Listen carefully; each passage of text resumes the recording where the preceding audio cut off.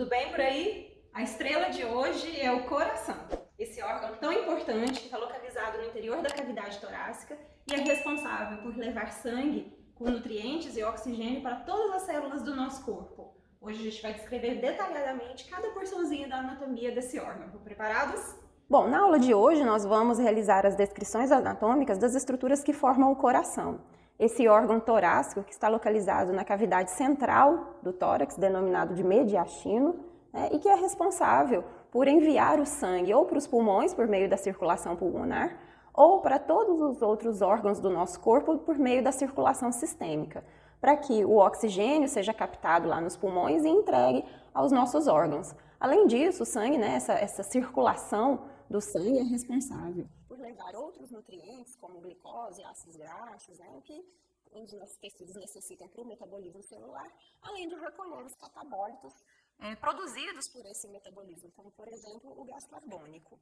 Então, o coração ele vai ser responsável pela circulação sanguínea, ele é responsável por gerar pressão e, dessa forma, gerar fluxo ao longo da árvore de vasos sanguíneos, e por meio dessa função, ele precisa de uma estrutura adequada para realizar cada uma dessas funções. Tá? Então, hoje a gente vai ver quais são essas estruturas que estão estrategicamente localizadas, formando esse órgão tão nobre e tão importante para a manutenção da nossa vida. Então, pessoal, antes de descrever as características individuais de cada parte do coração, eu vou falar um pouquinho sobre a descrição do sistema cardiovascular como um todo. Então, o sistema cardiovascular, ele inicia no coração, que é a bomba hidráulica desse sistema. Normalmente, o coração ele é um pouco maior do que uma mão fechada. Esse modelo nosso ele é bem maior do que normalmente o coração se apresenta, mas nós vamos utilizar para ficar mais fácil de visualizar as estruturas. E a essa bomba hidráulica estão entrando e saindo os vasos sanguíneos. Tá? Os vasos sanguíneos que chegam ao coração são sempre veias. E elas podem trazer sangue rico em gás carbônico ou rico em oxigênio, tá certo? A gente precisa parar de pensar que veia só leva sangue venoso no seu interior. Isso não é a realidade, tá bom? E as artérias, elas saem do coração, As artérias são os vasos sanguíneos que estão saindo do coração, como a artéria aorta e a artéria que é o tronco pulmonar. Já a gente vai descrever todas essas estruturas mais detalhadamente. Então, isso é regra. No coração, todo vaso sanguíneo que chega é uma veia e todo vaso sanguíneo que sai é uma artéria, tá certo? E pelas artérias também não é carregado apenas sangue arterializado, Esse termo arterializado leva a gente ao erro, Achando que todo o sangue dentro das artérias é rico em oxigênio. Mas existem artérias por onde o sangue, que está passando pelo seu interior, é rico em gás carbônico, por exemplo. Então, o coração, como eu disse no início dessa aula, ele é uma bomba hidráulica. Essa bomba é, na verdade, uma bomba dupla. Eu vou retirar os vasos aqui e a parede anterior do coração para nós visualizarmos a estrutura interna dessa bomba. Vejam que nessa região praticamente mediana do coração existe o septo que separa as quatro cavidades, as quatro câmaras que formam o coração. As câmaras que recebem o sangue proveniente de todo o nosso corpo ou então da circulação pulmonar são os átrios. Então, os átrios são câmaras de recepção. E as câmaras que geram pressão para ejetar o sangue ao longo da circulação, que pode ser a circulação pulmonar ou a circulação sistêmica, são os ventrículos. Então, vamos ver como que cada uma dessas circulações se iniciam aqui no coração e prosseguem ao longo da árvore vascular. Então, quando nós falamos de sistema cardiovascular, nós estamos falando do coração e dos componentes que vão iniciar e terminar a circulação pulmonar, que leva o sangue rico em gás carbônico até os pulmões, para que o gás carbônico possa ser eliminado e a gente capte o oxigênio, e a circulação sistêmica, que vai levar o oxigênio captado lá nos pulmões para todas as células do nosso corpo e, em troca, coletar o gás carbônico para que ele possa ser eliminado nos pulmões. Tá? Todas essas estruturas formam um sistema fechado, ou seja, esse sistema ele não é aberto para o meio externo. Então, o sangue que corre no interior do coração e dos vasos sanguíneos, ele não se comunica com o meio externo, por isso que é um sistema fechado. Então, vamos ver como que se inicia a circulação pulmonar. Então, como eu falei para vocês, o coração ele é dividido em átrios e ventrículos. O lado direito recebe sangue rico em gás carbônico proveniente da circulação sistêmica. E quando esse sangue chega ao ventrículo direito, a câmara de ejeção do lado direito do coração, esse sangue, quando o ventrículo se contrai, vai ser ejetado por meio do tronco pulmonar até os pulmões. O tronco pulmonar é uma artéria e ela sai do ventrículo direito, ok?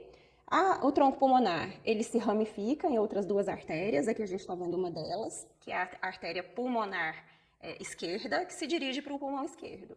E logo aqui atrás nós vamos ter a artéria pulmonar direita, que se dirige para o pulmão direito. Lá no pulmão, essas artérias se ramificam cada vez mais, até formar os capilares pulmonares, aonde o gás carbônico no interior do sangue, da circulação, que está escorrendo pela circulação pulmonar, vai ser eliminado nos alvéolos e o oxigênio captado. Agora, o sangue rico em oxigênio volta por meio de veias cada vez maiores até que se formam as veias pulmonares. São 4 as veias pulmonares. E essas veias, elas vão adentrar o átrio do lado esquerdo. Então, vejam só, que nós temos as 4 veias pulmonares e os seus ósseos, formando, então, essa entrada ou finalzinho da circulação pulmonar. Eu vou retirar novamente a parede anterior aqui do coração para a gente visualizar o átrio esquerdo, que é a câmara de recepção do sangue agora rico em oxigênio proveniente lá dos pulmões. Então, a circulação pulmonar, ela inicia no ventrículo direito, que ejeta o sangue para o tronco pulmonar, que vai para os pulmões, e termina no átrio esquerdo, que recebe as veias pulmonares com sangue rico em oxigênio. E agora esse sangue que está rico em oxigênio pode ser levado para o restante do nosso corpo. Então vamos ver como que acontece agora a circulação sistêmica. Então nós vimos que o sangue rico em oxigênio chegou dos pulmões por meio das veias pulmonares até o átrio esquerdo e agora o sangue passa para o ventrículo esquerdo. É no ventrículo esquerdo que inicia a circulação sistêmica. Quando o ventrículo esquerdo se contrai durante a sístole ventricular, esse ventrículo vai ejetar o sangue, vou retornar à parede anterior aqui do coração. Esse sangue agora vai seguir pela aorta, cujos ramos vai distribuir esse sangue rico em oxigênio para todos os órgãos do nosso corpo. Chegando lá nos tecidos, nós temos os capilares teciduais, e nos capilares teciduais o oxigênio é liberado para os tecidos e o gás carbônico é captado para o sangue. E agora o sangue que está rico em gás carbônico retorna por meio de veias cada vez maiores, sendo que as regiões inferiores do tronco e membros inferiores, todo o sangue vai chegar no átrio direito por meio da veia cava inferior. Já o sangue que vai ser drenado dos membros superiores e das regiões mais superiores do tronco do pescoço e da cabeça vão chegar no átrio direito por meio do sistema ázigo e da veia cava superior. Eu vou retirar novamente esses vasos e a parede anterior do coração. E nós temos aqui, então, olha só, a visualização da veia cava superior chegando no átrio esquerdo, chegando no átrio direito. Aqui embaixo, ó, o orifício, o ósseo da veia cava inferior também chegando no átrio direito, trazendo todo o sangue rico em gás carbônico, que foi drenado em todo o nosso corpo. Nesse átrio também nós temos o ósseo do seio coronário, que é a veia que drena o sangue do próprio coração. Além do sistema cardiovascular ser um sistema fechado, ou seja, não se comunicar com o meio externo, o lado direito do coração também não se comunica com o lado esquerdo. Então, não há mistura do sangue entre as câmaras direitas e as câmaras esquerdas, porque existe entre o lado direito e o lado esquerdo um septo muscular e fibroso que não permite essa comunicação. Na região dos átrios, esse septo é denominado de septo interatrial, porque ele separa um átrio do outro, está entre os átrios, então interatrial. O septo que está na região dos ventrículos, separando um ventrículo do outro, ou entre os ventrículos, é o septo interventricular. Então agora vamos às descrições detalhadas do coração. Eu vou retirar novamente a parede anterior aqui do coração, e eu gostaria que vocês prestassem atenção na espessura das paredes desse órgão, né? Vejam que existem diferenças nessa espessura, já já a gente vai ver o porquê que isso acontece. Eu vou dar um zoom nessa região para a gente começar o detalhamento dessas estruturas. Então vejam só, aqui nós temos a parede do ventrículo direito, aqui o septo interatrial, já já nós vamos ver o que vem a ser essa estrutura, e aqui acima do ventrículo direito, o átrio direito. Vejam que a parede do coração, ela é formada por 3 camadas. Essa camada mais interna, que é denominada de endocárdio, uma camada média mais espessa, chamada de miocárdio, e a camada mais superficial, ou mais externa, denominada de epicárdio. Cada uma dessas camadas possui características específicas que desempenham funções específicas. A camada mais superficial, se você assistiu o vídeo sobre pericárdio, você já sabe que a porção mais superficial dessa camada é formada pela lâmina serosa, ou melhor, lâmina visceral, do pericárdio seroso. Essa lâmina, ela se apoia numa pequena quantidade de tecido conjuntivo, nós vamos encontrar uma quantidade variável de tecido adiposo, e vejam que ela é bastante vascularizada, né, por onde os vasos sanguíneos estão entrando ou saindo do coração para realizar a vascularização desse órgão. Então esse é o epicárdio. A camada média é a camada formada por músculo estriado cardíaco, que a gente conhece como miocárdio. Essa é a camada, digamos assim, funcional desse órgão, porque é essa região que vai promover a contração durante a sístole e o relaxamento durante a diástole, para que o coração possa ejetar o sangue ou então se encher de sangue, né, dependendo da fase do ciclo cardíaco que ele se encontra. E por fim, nós temos o endocárdio, a camada mais interna, que está em contato com o sangue, né, que ela reveste as câmaras cardíacas. Ela é formada por uma camada única de tecido epitelial, com células achatadas, né, pavimentosas, formando o que a gente conhece como endotélio. E esse endotélio, que está apoiado numa fina camada de tecido conjuntivo, chamada de camada subendotelial, né, vai ser contínuo com a camada íntima, que reveste internamente os vasos sanguíneos. Então, esse endotélio, ele é contínuo com os vasos sanguíneos do restante, né, da circulação. Eu gostaria de ressaltar também que na camada de tecido conjuntivo subendotelial, nessa região do endocárdio, que nós vamos encontrar em várias regiões do coração o tecido de condução, né, células marca-passos, células condutoras, né, que ajudam na distribuição dos potenciais elétricos que precisam chegar até o miocárdio para que esse músculo se contraia. Com relação à morfologia do coração, ele possui um formato piramidal. Vejam que uma pirâmide ela possui um ápice e uma base, que é a região oposta ao ápice. É o que nós estamos vendo aqui no coração. O ápice do coração é voltado para o lado esquerdo e a base do coração é voltada para trás, para posterior. Se ele tem um formato piramidal, ele também possui 4 faces. A face que está voltada para o externo e as cartilagens costais, logo aqui à frente, né, que seria a face anterior, é chamada de face externo-costal.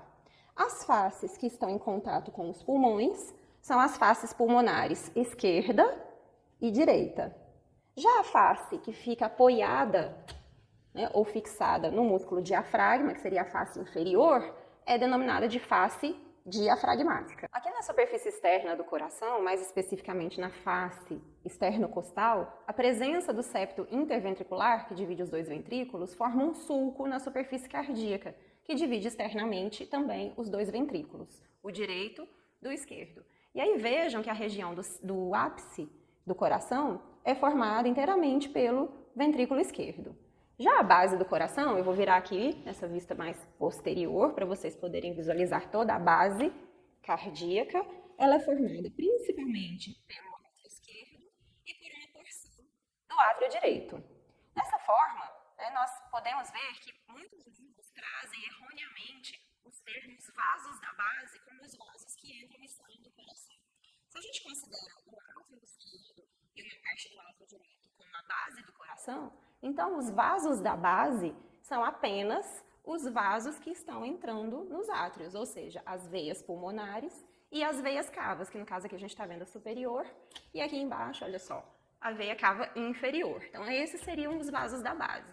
Por isso que hoje em dia, ao mencionar os vasos que entram e saem do coração, a nomenclatura mais correta grandes vasos e não vasos da base, porque base é apenas essa região atrial, ok? Voltando o coração para sua posição anatômica, nós podemos considerar que forma grande parte da face externo-costal ou anterior o ventrículo direito, né? Um pedacinho muito pequeno do ventrículo esquerdo contribui para essa face, mas a sua maior porção é formada pelo ventrículo direito. Já a face diafragmática, que é a face inferior, a sua maior porção é formada pelo ventrículo esquerdo e um pedacinho aqui do ventrículo direito.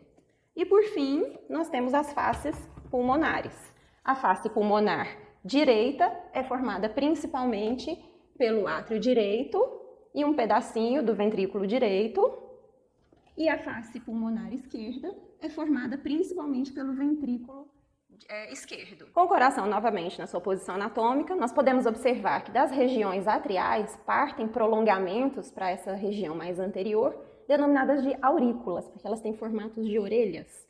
O que são as aurículas? São prolongamentos, são expansões das regiões atriais ou das câmaras atriais. Eu vou mostrar para vocês nessa posição aqui. Então vejam só que seria uma extensão de cada uma das câmaras atriais, que possibilitam que o átrio receba um maior volume sanguíneo caso ocorra alguma expansão, uma expansão volêmica, né? Ou durante o exercício físico, quando o débito cardíaco aumenta, né? Então, ele aumenta a capacidade de recepção do sangue das câmaras atriais. Então, nós estamos falando da aurícula direita, com relação ao átrio direito, e da aurícula esquerda, com relação ao átrio esquerdo. Na superfície do coração, é importante a gente identificar algumas estruturas que nos ajudam a ter como referência localização dos átrios e dos ventrículos. Eu estou falando dos sulcos da superfície do coração. Então, eu vou retirar esses vasos aqui para a gente poder visualizar, olha só, na face, uma boa parte da face externo-costal, nós temos a separação entre o ventrículo direito e o ventrículo esquerdo. Essa separação é chamada de sulco interventricular anterior. E ele é formado pela presença do septo interventricular lá no interior do coração. Então, essa estrutura aqui, que divide um ventrículo do outro, forma essa depressão anterior, que divide na superfície do coração o ventrículo direito do ventrículo esquerdo. A presença desse mesmo septo lá na face diafragmática também vai formar um sulco na superfície da face diafragmática. Esse é o sulco interventricular posterior, que divide lá na face diafragmática o ventrículo direito do ventrículo esquerdo. Temos um outro sulco que a gente já consegue visualizar também nessa face diafragmática, e esse sulco ele é responsável por dividir os átrios dos ventrículos aqui na superfície do coração. Esse é o sulco coronário e ele circunda todo o coração, dividindo, nessa circunferência os átrios dos ventrículos. Depois nós vamos ver que tanto os sulcos interventriculares e o sulco coronário servem de caminhos para os vasos cardíacos, tanto veias como artérias. Tanto na vista anterior como na vista posterior, o coração ele parece ter um formato de trapézio, ou seja, um formato trapezoide. Então, dessa forma, ele possui 4 margens. A margem direita é formada pelo átrio direito e segue pela veia cava superior e veia cava inferior, que não está aparecendo nessa vista. A margem inferior, toda essa margem aqui que eu estou apontando, ela é quase horizontal e é formada principalmente pelo ventrículo direito e por uma pequena porção do ventrículo esquerdo, aqui é onde a gente tem o ápice do coração. Já a margem esquerda, ela é formada principalmente pelo ventrículo esquerdo e por um pequeno pedacinho aqui da aurícula esquerda. E por fim, nós temos a margem superior, que é formada pelos 2 átrios e pelas aurículas, tá? Ela pega também uma parte da porção ascendente da aorta, porque a aorta está nessa região, e o tronco pulmonar. Então, essas artérias, elas emergem da margem superior do coração. E por que é importante a gente entender quais são as estruturas que formam essas margens? Porque por meio dessas margens a gente tem as referências da localização dessas estruturas, por exemplo, em exames de imagem. Então, qualquer patologia, qualquer trauma que esteja atingindo as estruturas que formam essas margens, a gente vai ter algumas alterações no formato dessas estruturas nesses exames de imagem. Então, é muito importante a gente conhecer a anatomia dessas estruturas. Bom,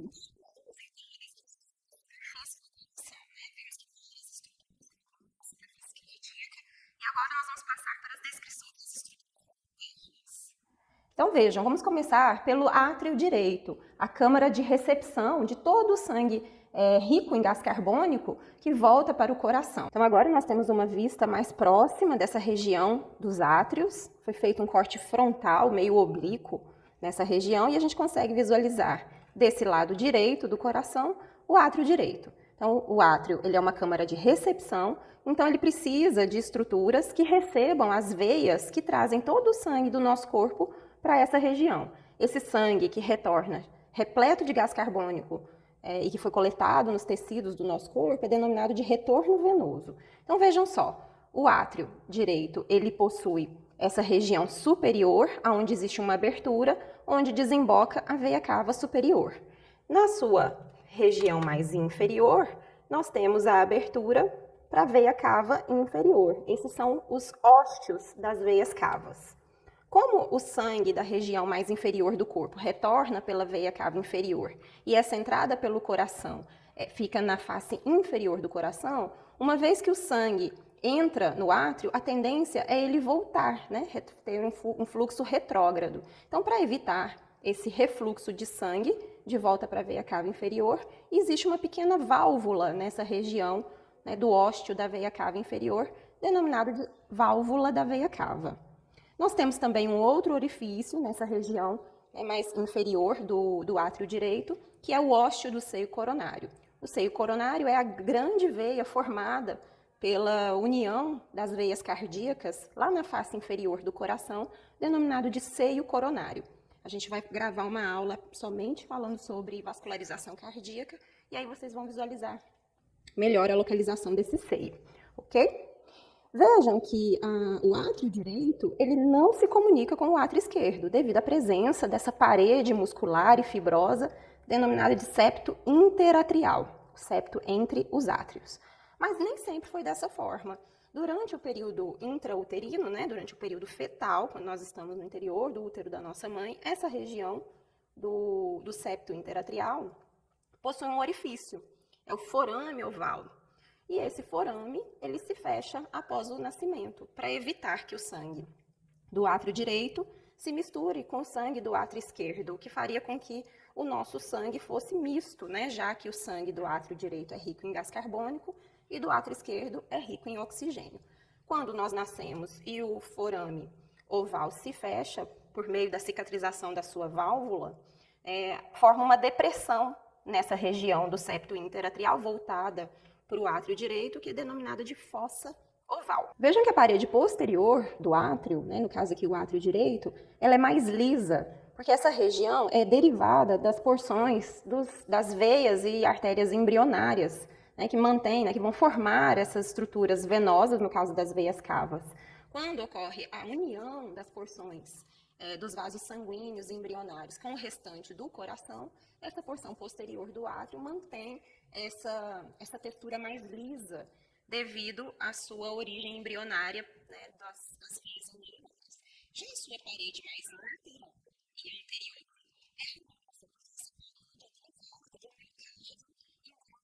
a origem restante do coração, aqui essa versão mais remota, né, nessa parede lateral e que se estende para a parede do coração. Vou virar assim, olha só. E aqui nós temos a parede anterior do átrio direito, veja só que a veia cava superior,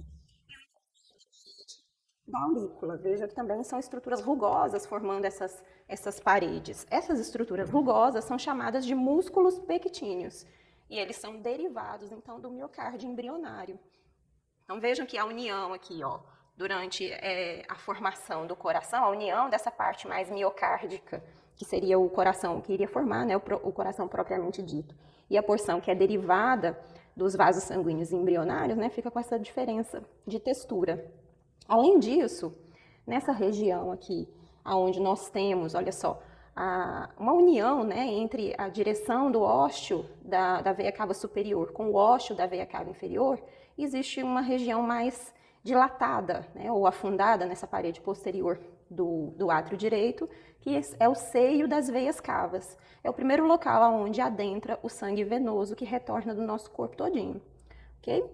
Além disso, nessa região do átrio direito, nesse local aqui mais inferior à desembocadura, né, ao ósseo da veia cava superior, na parede posterior do átrio, é o local provável onde nós vamos encontrar as células marca-passo que formam o nó sinoatrial. Então, aqui, nesse local, na parede posterior do átrio direito, nós temos o marca-passo intrínseco do coração. É aqui que todos os potenciais de ação que vão dar origem aos batimentos cardíacos são gerados. E a partir daqui, do átrio direito, esses potenciais são distribuídos ao longo do sistema de condução por todo o coração. Nessa região entre os átrios e os ventrículos, né, a região átrio-ventricular, dos dois lados do coração, nós temos uma estrutura muito importante onde se ancoram as células miocárdicas que formam todo o nosso coração.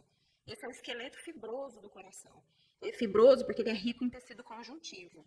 Além de fornecer a ancoragem para a musculatura cardíaca, o esqueleto fibroso é um importante local que ajuda a reduzir a capacidade de condução atrioventricular do coração.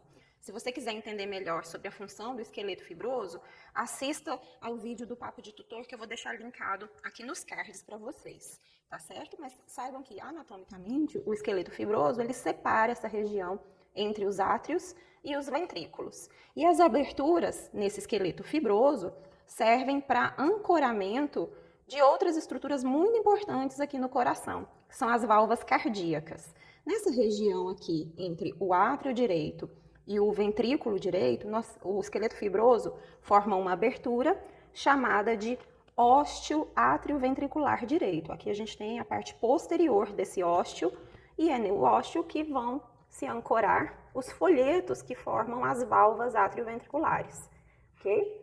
As válvulas arteriais também se ancoram nesse esqueleto fibroso, a gente vai descrever mais adiante. Essa válvula, quando se fecha, ela impede o refluxo de sangue do ventrículo direito de volta para o átrio direito. Então vejam só, à medida que o sangue venoso retorna para o coração pelo átrio direito, ele passa apenas por ação da gravidade e também por diferença de pressão do átrio direito para o ventrículo direito. No finalzinho da diástole, o átrio se contrai na sístole atrial e termina o seu esvaziamento no ventrículo, ok? E aí, então, a gente termina o enchimento ventricular. Então, por onde que esse sangue passa? Por essa abertura que existe entre o átrio e o ventrículo. Isso serve tanto para o lado direito como para o lado esquerdo, ok? Essa abertura, durante a diástole, ela está realmente aberta.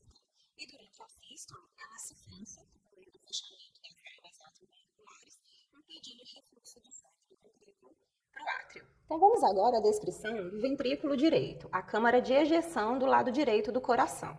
Então vejam que agora o ventrículo direito está recebendo sangue rico em gás carbônico proveniente lá do átrio direito, esse sangue passou pelo ósteo atrioventricular direito e agora precisa ser ejetado para a circulação pulmonar.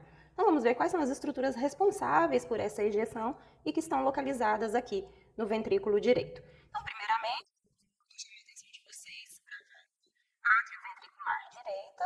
Ela é formada por 3 folhetos, então muitas pessoas lá na clínica denominam essa válvula de válvula tricúspide. Anatomicamente, cada folheto é denominado de válvula, então a válvula atrioventricular direita, ela possui 3 válvulas e cada uma dessas 3 válvulas se prende nessas estruturas que são projeções do miocárdio ventricular, denominadas de músculos papilares. Como o lado direito, né, o ventrículo direito, possui 3 válvulas, né, na válvula atrioventricular direita, são 3 conjuntos de músculos papilares que vão prender cada um desses folhetos em seus ápices. Aqui nós estamos vendo os músculos papilares anteriores, eu vou retirar essa parte aqui da válvula para vocês visualizarem aqui atrás os músculos papilares posteriores, estão fixados à parede posterior do coração, e por fim os músculos que estão voltados para a parede do septo interventricular, o septo que separa os 2 ventrículos, ok? Então vejam que essas estruturas são estruturas digitiformes, ou seja, elas têm formatos de dedos, né? E no ápice desses dedinhos se prendem as válvulas da válvula atrioventricular.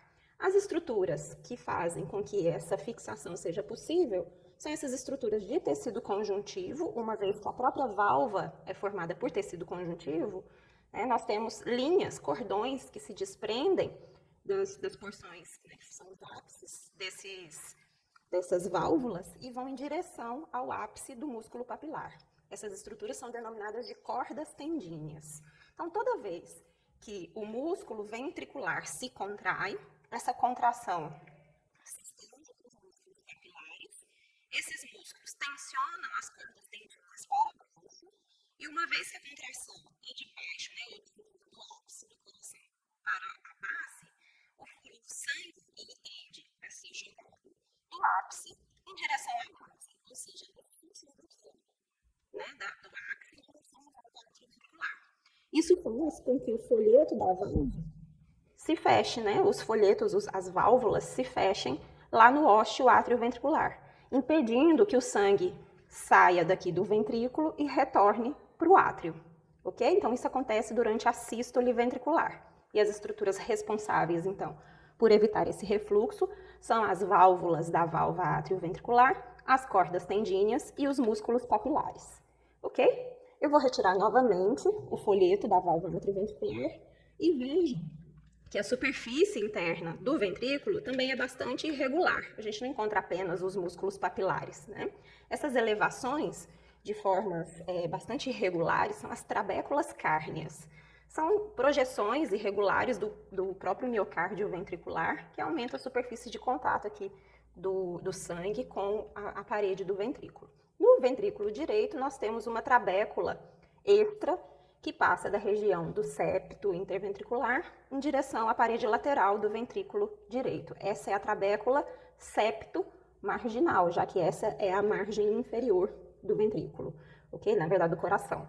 Essa trabécula, ela serve como uma passagem adicional para as fibras do sistema de condução que vão fazer a excitação do músculo cardíaco do ventrículo direito. Então, agora, o ventrículo direito ele vai se contrair para jogar, né, para ejetar o sangue rico em gás carbônico que está no seu interior para a circulação pulmonar. Essa estrutura é o afunilamento superior do ventrículo direito, que forma como se fosse um cone em direção ao tronco pulmonar. A artéria que vai dar origem às artérias pulmonares. Então, vou voltar aqui o tronco pulmonar. Tá aqui, esse é o cone arterial. Então, agora eu vou virar a face externo-costal do coração para vocês, ok? Então, agora a gente está visualizando uma vista posterior da face externo-costal e o ventrículo direito, então, está do outro lado agora, tá? Aqui nós temos o outro folheto que representa a válvula átrio-ventricular e aí vejam que ela está tampando, né, a entrada aqui, ó, do cone arterial. E aí, lá no fundinho do cone arterial, nós temos a entrada para o tronco pulmonar, que vai dar origem às artérias pulmonares, que vai levar esse sangue rico em gás carbônico para cada um dos pulmões. E vejam que essa passagem do cone arterial para o tronco pulmonar está fechado por uma outra válvula. Essa é a válvula pulmonar. E a válvula pulmonar é uma válvula arterial, e todas as válvulas arteriais são formadas por 3 folhetos denominados de válvulas semilunares. Tá? Então, aqui vejam só os 3 folhetos que formam a válvula pulmonar, ou seja, uma válvula arterial. Toda válvula arterial fecha a passagem do ventrículo para uma artéria. No caso do lado direito, o ventrículo direito para o tronco pulmonar. Bom, portanto, agora, durante a sístole ventricular, o ventrículo direito vai contrair e vai impulsionar o sangue de baixo para cima, né, ou do ápice em direção à base, que fica lá para trás, né, em direção ao tronco pulmonar. Então, tá aqui o tronco pulmonar, é uma artéria, toda a artéria sai do coração e parte de um ventrículo. Então, esse é o tronco pulmonar. O tronco pulmonar é uma artéria única e após um trajeto de 3 a 5 centímetros, vejam só, ela se bifurca, que a gente pode ver nessa vista posterior, formando uma artéria para o pulmão esquerdo e uma artéria que vai em direção ao pulmão direito. Aqui nós temos a artéria pulmonar esquerda e a artéria pulmonar direita. Chegando nos pulmões, como essas artérias são vasos arteriais e toda artéria se ramifica, ao entrar nos pulmões elas vão se ramificar várias e várias vezes até formar os capilares pulmonares, onde acontece a troca do gás carbônico, já que esse sangue está rico em gás carbônico, né? E a captação do oxigênio. Esse oxigênio adentra no sangue, vai ser captado pelas hemácias, e agora o sangue que está rico em oxigênio retorna para o coração. Esse retorno venoso pulmonar volta pelas veias pulmonares. Nós estamos vendo, né, nessa região posterior, entrando no átrio esquerdo do coração. Então, são 4 veias pulmonares, 2 superiores, uma direita e uma esquerda, que está escondidinha aqui pelo tronco pulmonar. Eu vou retirar essa parte da peça para vocês poderem visualizar. Veia pulmonar superior direita, veia pulmonar superior esquerda e as 2 veias pulmonares inferiores. Essa daqui é a direita e essa é a esquerda. Entrando, então, em outra câmara de recepção, o átrio esquerdo, né? Então, passamos a parte esquerda do coração. Aí eu gostaria de chamar a atenção de vocês para uma característica muito importante que nós vamos encontrar, tanto em livros como em peças anatômicas, né, em modelos. Vejam que os vasos sanguíneos, eles estão coloridos em azul e em vermelho. E a gente acaba relacionando essas cores, né, a sangue venoso em azul e sangue arterial ou rico em oxigênio em vermelho. A gente pensar dessa forma acaba confundindo a gente. Primeiro, porque as peças nem sempre seguem esse padrão. Né? No nosso caso aqui, sim, tudo que está em azul está representando o vaso sanguíneo por onde trafega, né, por onde é carreado sangue rico em gás carbônico. E tudo que está em vermelho são vasos sanguíneos que levam sangue rico em oxigênio. Mas tem algumas peças e tem alguns livros em que as cores azul e vermelho, né, são referentes ao tipo de vaso e não ao tipo de sangue. Então, por exemplo, alguns livros trazem em azul apenas vasos que representam veias e vermelho vasos que representam artérias. Se a gente pensar que o tronco arterial é uma artéria e não uma veia, e no nosso modelo ele está pintado de azul, isso confunde, né? Por quê? Porque no nosso modelo, o azul e o vermelho representam o tipo de sangue, não o tipo de vaso sanguíneo. Então tem que tomar muito cuidado com isso, né? Então, eu sugiro que vocês entendam o tipo de sangue que passa por esses tipos de vasos sanguíneos, principalmente aqui no coração, para não ter perigo de ter essa confusão, tá certo? Bom, então voltando aqui para o átrio esquerdo, eu vou voltar para a posição anatômica para a gente poder estudar a estrutura interna dessa câmara. Bom, então vamos lá, voltamos para essa vista anterior do nosso corte frontal e agora eu chamo a atenção de vocês para essa câmara, o átrio esquerdo, né? O corte frontal aqui do átrio esquerdo nos permite visualizar a parede posterior dessa câmara, né? Vejam novamente aqui o septo interatrial que divide, né, e que separa o átrio esquerdo do átrio direito, não permitindo a comunicação entre essas 2 câmaras, né? E aí eu chamo a atenção novamente de vocês, olha só, para a parede do septo interatrial. Como do outro lado, lá no átrio direito, se formou a fossa oval, nessa região nós vamos visualizar um abaulamento formado pelo fechamento, pela cicatrização do forame oval, que é chamado de assoalho da fossa oval. Chamo a atenção de vocês também, olha só, para os orifícios de entrada das veias pulmonares, como são 4, nós vamos ter 4 orifícios também aqui na região do átrio esquerdo. Aqui nós temos o orifício, que é o ósseo da veia pulmonar superior direita, ósseo da veia pulmonar inferior direita também. Aqui, olha só, a veia pulmonar inferior esquerda e o seu ósseo, também aqui, né, no interior do átrio. E o outro ósseo nós vamos visualizar na parede mais anterolateral do átrio esquerdo, uma vez que essa veia entra, né, nessa região do átrio, olha só. Então, tá aqui o seu ósseo, ok? Vejam também que o átrio esquerdo, assim como o direito, possui aurícula, né, aquela estrutura de prolongamento, projeção em forma de orelha, e no interior da aurícula esquerda nós vamos encontrar um pouquinho de músculos papilares, às vezes eles se apresentam ausentes, né, são resquícios da musculatura miocárdica do miocárdio embrionário. E aí vejam que a parede do átrio esquerdo, diferente do átrio direito, é mais lisa, porque são muitas veias que formam essa região durante o período embrionário. São 4 veias pulmonares, na verdade, durante o período embrionário são 5. Né? Então, quando elas se fundem aqui na região do átrio primitivo, essa região, né, da parede do átrio fica mais lisinha, ao invés de mais irregular, como nós vimos aqui pela presença dos músculos pectíneos no átrio direito. O átrio esquerdo ele não possui grupos de células marca-passo, então ele não consegue gerar potenciais de ação para a sua contração, mas ele recebe os impulsos elétricos gerados no átrio direito por meio das fibras interatriais, né, que passam então do lado direito para o lado esquerdo, tá certo? Vejam que o átrio esquerdo também possui uma comunicação com o ventrículo esquerdo. Essa comunicação também está localizada no esqueleto fibroso e é chamado de ósseo atrioventricular esquerdo, aonde se fixam as válvulas da válvula atrioventricular esquerda, que diferente do lado direito, que possui 3 válvulas, essa daqui possui apenas 2. Ela também é conhecida como válvula mitral ou então bicúspide, por conter apenas 2 folhetos. Muito bem, agora o sangue rico em oxigênio que chega ao átrio esquerdo passa por meio do ósseo atrioventricular esquerdo para o ventrículo esquerdo. E vejam que no ventrículo esquerdo nós temos muitas características parecidas com que nós descrevemos no ventrículo direito. Por exemplo, nós temos as válvulas da válvula atrioventricular, né? Só que agora apenas 2 válvulas, né? As cordas tendíneas se prendendo no ápice dos músculos papilares. Outra diferença que nós vamos ver agora é que, como nós temos apenas 2 folhetos na válvula atrioventricular esquerda, nós vamos ter apenas 2 conjuntos de músculos papilares. Os músculos papilares anteriores e os músculos papilares posteriores. Não temos o conjunto de músculos papilares septais. E a principal diferença que a gente vai encontrar aqui está na espessura do músculo cardíaco que forma o ventrículo e se estende para o septo interventricular. Vejam que o músculo, né, o miocárdio ventricular esquerdo, é bem mais espesso do que o miocárdio do ventrículo direito.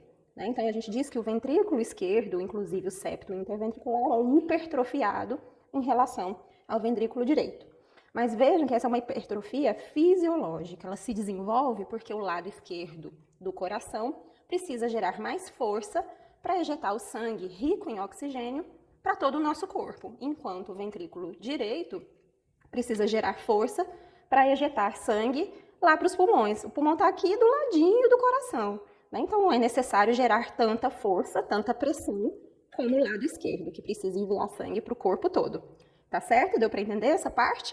Então, por isso, o ventrículo esquerdo é hipertrofiado. Mais uma vez, eu chamo a atenção que é uma hipertrofia fisiológica, porque vocês vão ver mais adiante que existem várias patologias que levam à hipertrofia cardíaca, né? Mas aí é uma hipertrofia decorrente de uma patologia, então é uma hipertrofia patológica, tá certo? Uma outra semelhança entre o ventrículo esquerdo e o direito é que ele também possui, olha só, aquela musculatura mais irregular, né, que nós chamamos de trabéculas cárneas, que são derivadas do miocárdio ventricular, tá certo? Quando o ventrículo esquerdo se contrai, o sangue vai ser ejetado do ápice também em direção à base, né? De baixo para cima, digamos assim, né? E esse sangue agora também vai fazer com que a válvula atrioventricular se feche pelo mesmo mecanismo explicado aqui no ventrículo direito, e o sangue vai ser direcionado. Então, vejam só, voltei a parede, né, anterior do coração, e aí vejam só, vou virar assim. Tá aqui o nosso ventrículo esquerdo, vejam, mais hipertrofiado. E aqui, olha só, a direção que o sangue vai tomar quando o ventrículo esquerdo se contrair, ó, do ápice em direção à entrada da aorta. Aqui nós temos, vejam só, essa entrada da aorta fechadinha também por uma válvula arterial, né, que fecha essa passagem do ventrículo interior da aorta. Essa válvula é chamada de válvula aórtica e também é formada por 3 válvulas semilunares. Virando assim dessa forma, ó, olhando assim superiormente, a gente consegue visualizar as 3 válvulas semilunares de cada uma das válvulas. A posterior é a válvula aórtica e a anterior a válvula do tronco pulmonar. Okay? Para que o sangue adentre as artérias, e isso serve tanto para o tronco pulmonar como para a aorta, a pressão do sangue dentro do ventrículo direito ou do esquerdo precisa vencer a pressão que se encontra no interior dessas artérias, senão não consegue abrir as válvulas das válvulas arteriais. Tá? Só uma vez que essa pressão fica maior, essas válvulas se abrem e o sangue é ejetado para o interior das artérias. E aí, em se tratando de tronco pulmonar, o sangue rico em gás carbônico segue em direção aos pulmões. Em se tratando de aorta, o sangue rico em oxigênio segue em direção a todos os órgãos do nosso corpo. Okay? Essa região inicial da aorta é o que a gente conhece como aorta ascendente. E vejam que é na aorta ascendente que nós vamos encontrar a origem dos primeiros ramos da aorta.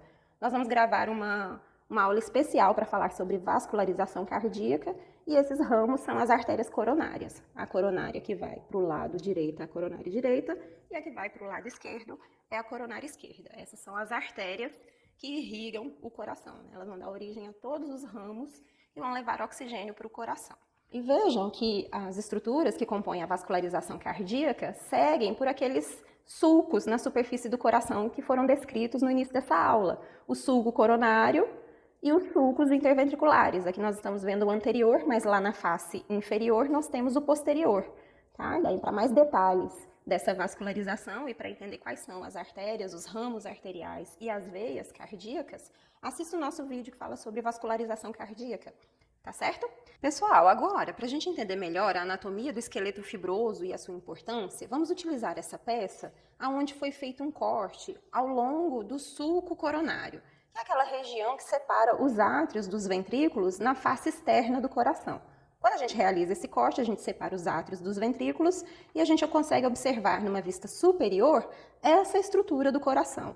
Aqui nós temos a região do esqueleto fibroso e inferiormente o restante dos ventrículos. Então vamos dar um foco maior nessa região aqui. Então muito bem, aqui nós temos então o corte passando pelo sulco coronário, separando os átrios que foram retirados e aqui embaixo, olha só, os ventrículos. Então nós estamos bem na altura do esqueleto fibroso do coração. Aqui é a parte anterior, face externo-costal do coração, e aqui é a região que está relacionada à base do coração, né, mais superiormente, ok? Então, essa estrutura em cinza representa o esqueleto fibroso do coração, uma estrutura rica em colágeno, né, bastante tecido conjuntivo, e uma de suas funções é servir de fixação para as fibras musculares cardíacas, seja diretamente ou indiretamente por meio de outras células miocárdicas, ok? Uma outra função desse esqueleto fibroso é formar os ósseos das válvulas cardíacas. Então, vejam só que nós temos a válvula pulmonar e o esqueleto fibroso forma o ósseo da válvula pulmonar, aonde as válvulas semilunares vão se fixar. Já aqui para a válvula aórtica, vejam que o esqueleto fibroso circunda essa região, né, possibilitando a fixação também das válvulas semilunares. E o mesmo acontece para as válvulas atrioventriculares. Então, aqui nós temos os ósseos das válvulas atrioventriculares. Desse lado aqui, vejam, 2 folhetos, nós temos a válvula atrioventricular esquerda, então o ósseo dessa válvula. E aqui o ósseo da válvula atrioventricular direita, veja só, 3 folhetos, né, ou 3 válvulas. Uma outra função muito importante do esqueleto fibroso é impedir, né, ou dificultar a passagem dos potenciais de ação dos átrios para os ventrículos. Bom, isso é estranho, né, porque se o potencial de ação é gerado lá no átrio direito, por que eu preciso impedir, né, que o potencial de ação passe para o ventrículo? Como que o ventrículo vai se contrair? É muito estranho isso. Mas, na verdade, os átrios eles precisam se contrair alguns milissegundos antes dos ventrículos, né? Então, precisa existir um atraso na condução do potencial de ação entre átrios e ventrículos para que isso aconteça. Por isso que existe uma sístole atrial e uma sístole ventricular, né? Porque elas acontecem com alguns milissegundos de diferença, tá?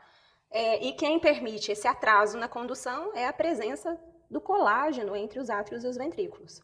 Mas como que o potencial vai passar para o ventrículo? Por meio de um orifício nessa região aqui, ó, onde a gente tem o trígono fibroso direito. Esse daqui é o ósseo para o fascículo atrioventricular, ou feixe de His. Esse é o único local por onde o sistema de condução passa e adentra o septo interventricular, distribuindo o potencial de ação para os ventrículos. Nessa outra região aqui, nós temos um outro trígono, um local também rico em colágeno. Esse é o trígono esquerdo. Bom, pessoal, então nós vamos ficando por aqui, né? Terminamos, então, a descrição anatômica do coração. Espero que vocês tenham gostado, tenham aproveitado bastante. Se tiverem dúvidas, coloquem aí nos comentários. Não deixem de assistir às nossas aulas. A gente está sempre trazendo conteúdo novo para vocês. Um abraço e até mais.